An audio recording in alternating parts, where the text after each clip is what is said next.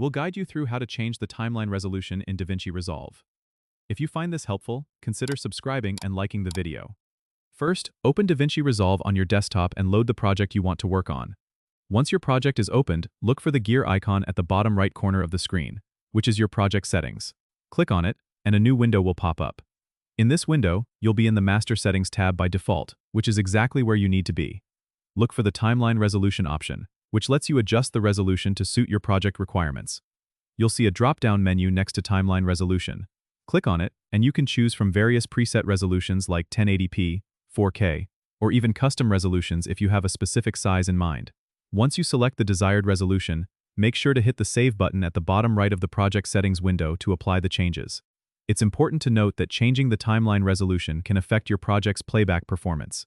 If you're working with high-resolution footage and your system struggles to keep up, you might want to lower the resolution temporarily for smoother editing.